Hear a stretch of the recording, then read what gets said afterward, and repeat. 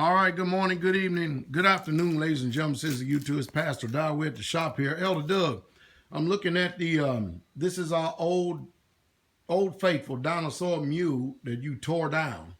And looks like Brother Shane is putting it back together.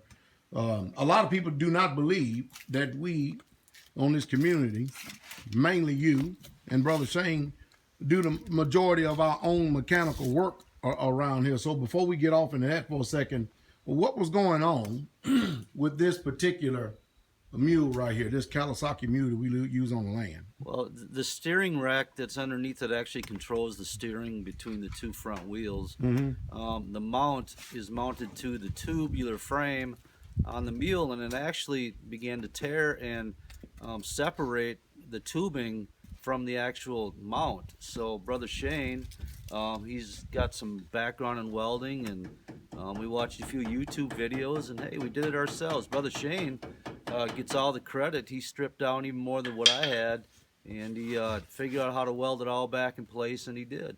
And that's where we're at right now. We're back to the reassembly. Where's this welding thing at? Is for the oxygen and acetylene? Where is it at as far as? Yeah, where's the tanks at? Well, there's the oxygen and acetylene that we use. Absolutely valuable tool for any shop, especially in a farm use environment like this when we deal with a lot of metals. And then back there we have an arc welder, stick welder. It's an older one, but it serves its purpose. It's got a lot of welding done on it, and it's just skills that I picked it up in high school. I took a class. I lost some of it, just go back and study once in a while. Brother Shane picked it up through the years. It's just skills that you need to know when you're out here trying to be self-sufficient and trying to save from giving money to everybody else and their brother. And that's how we believe on doing. In fact, most of our automotive repairs, if it wasn't for the diagnostic equipment a person needs, we do more of it ourselves. But if it comes from mechanical, we try to do it ourselves. So I heard you say that not only did you looked in some books and checked the thing out or whatever, I also heard you say you went on YouTube and actually looked at a couple of videos as well.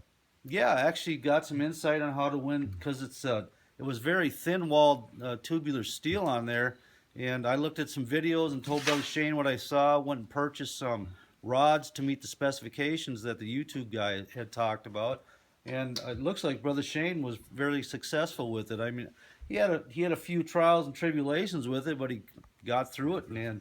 Yeah, he's over there shaking his head. Yeah, he did too.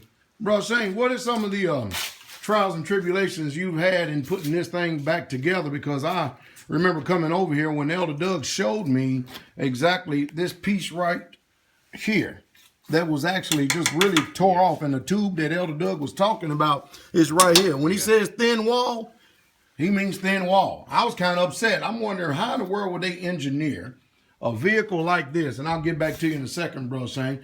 Bro James, why in the world would they engineer a off-road vehicle like this and use that kind of thin tube on it? It just doesn't make any sense to me. They're making things cheaper and cheaper. That's an older vehicle, but it's Kawasaki, and you go buy a part for that thing, it costs you a fortune.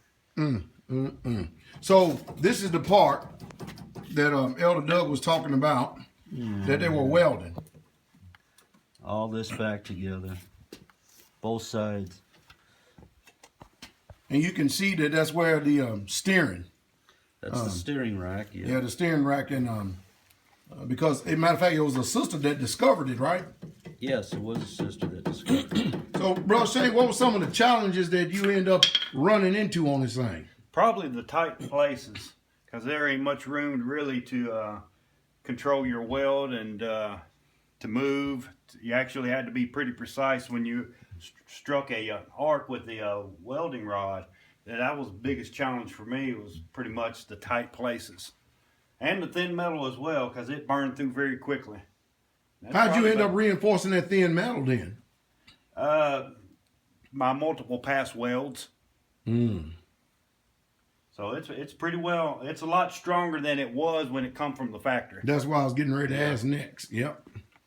Whole lot stronger than what it was and got to the factory now. What are you doing right now? I'm just putting the steering bracket back on now, getting it, putting the cotter key in, making sure it's pretty well secure, settled, and everything on that matter. And how long has this vehicle been in the shop? Nick's not on the parts, but actually the time that you and Brother Shane's actually spent laboring on this thing, Elder Doug. Well, I believe I started tearing it down first day morning before breakfast, and took most of the body panels off to get down to just that part of the frame there. Brother Shane took some more of the steering, the drive axles off, the differential, and now we're back in its fifth day, or Thursday as the world calls it. And Brother Shane pretty much handled it from Monday till today, and hopefully he'll have it back tomorrow. So less than a week or a week's time. Now I tell you what, he's Less been than logging week. some hours in on this thing too.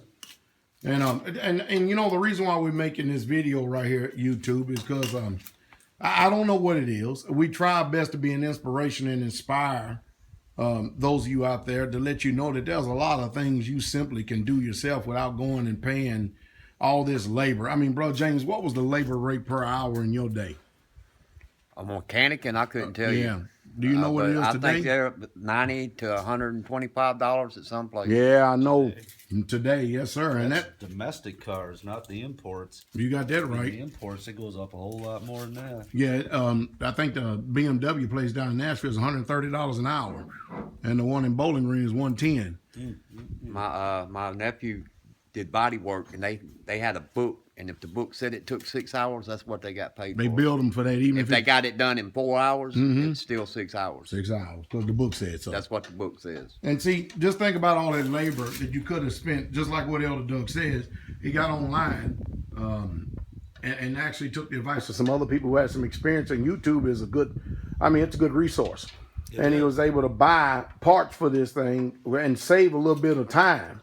Probably save a little bit of money too, huh? Oh, I wouldn't even begin to imagine how much a shop would have charged to do this.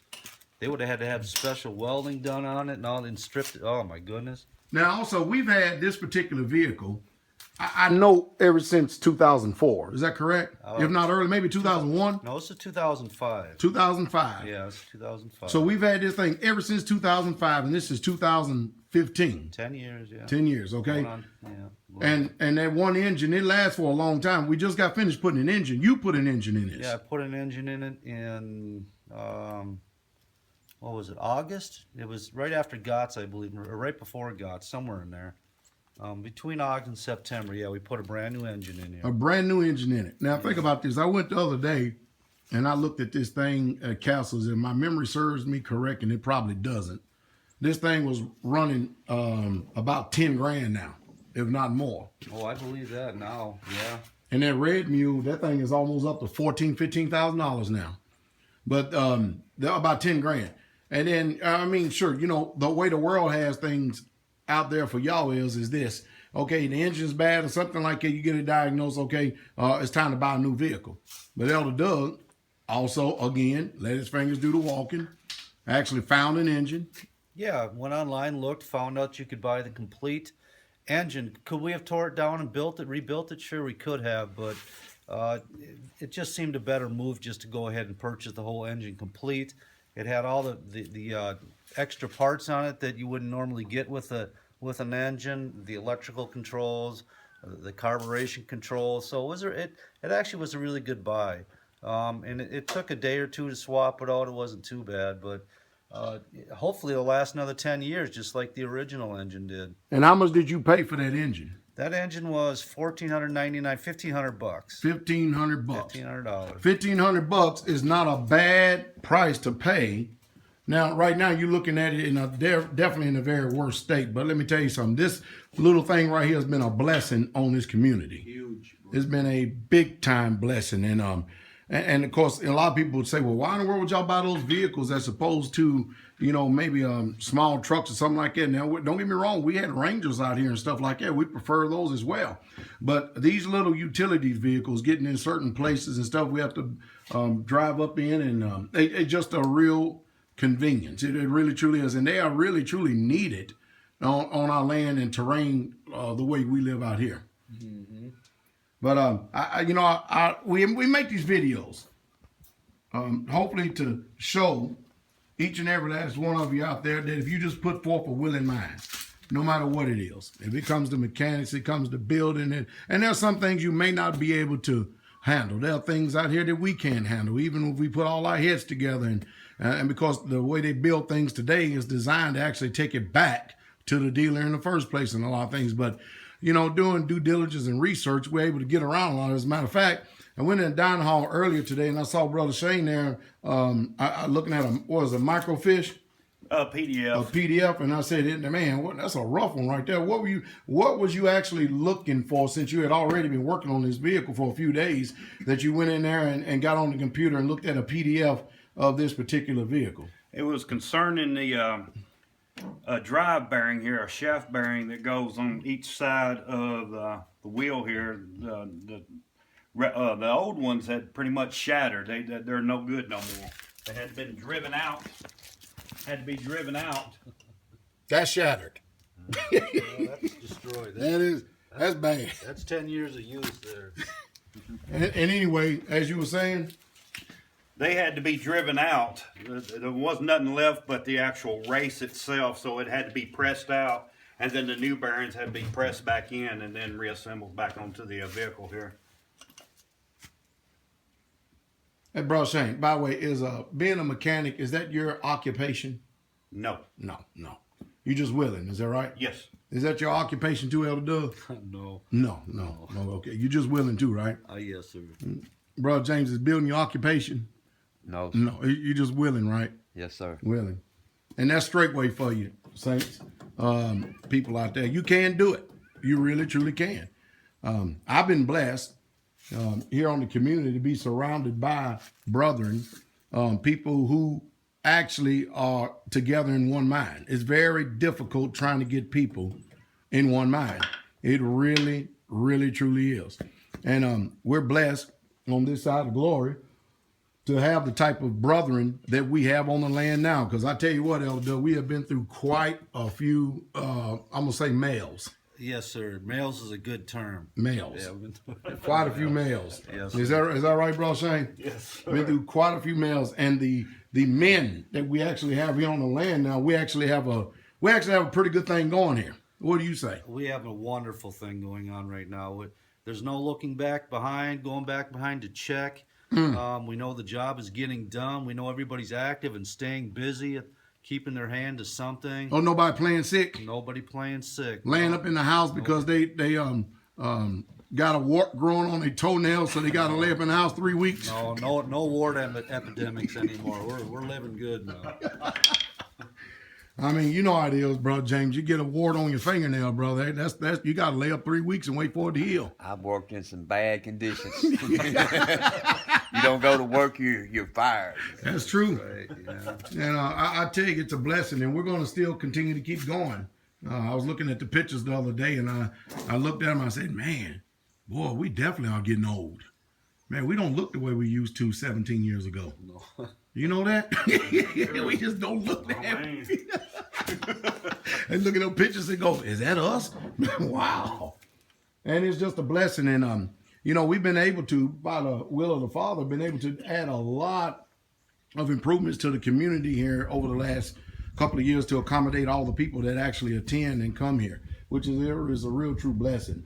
And again, back to Tabernacles, it had to be one of the most blessed tabernacles we've had on record yet. Oh, absolutely, without a doubt. Just totally spiritual Absolutely. all the way around. All the way, yes, sir. All the way around. Gifts of the Spirit. That was powerful. It was powerful, Brother James. Yes, sir. I mean, the gifts of the Spirit, the Holy Spirit, the working of Yah, miracles, signs, wonders, word, good fellowship, good cooking. Everybody enjoying, not one murmur, gripe, complaint, bawling or squalling. No, and it rained most of the time, too. So Again. Yeah. Just a blessing. But anyway, this video was made to hopefully to bring some type of inspiration to y'all out there to let you know that it can be done. Now, is it going to require your time? Yes. Is it going to require labor? Yes. Is it going to require for you to probably do some research? Yes. Is it going to require due diligence on your part? Yes, you better believe it. It's going to require all of that, and then sometime then more. I mean, there was some mornings, Brother Shane was out here, and it was like 40 degrees outside. I mean, we're leaving from 70 60 degree nights, and then you wake up one morning 40 degrees, and this thing is sitting here. And you know what the scripture say about people say that they can't get outside and work because it's too cold. Oh, yeah. Oh boy, don't let me start on that. And then they also can't get out and work because it's too hot. Isn't that true? You know, so which one is it? All right, hallelujah. Y'all be inspired, be encouraged. The King is coming. Shalom, shalom, shalom.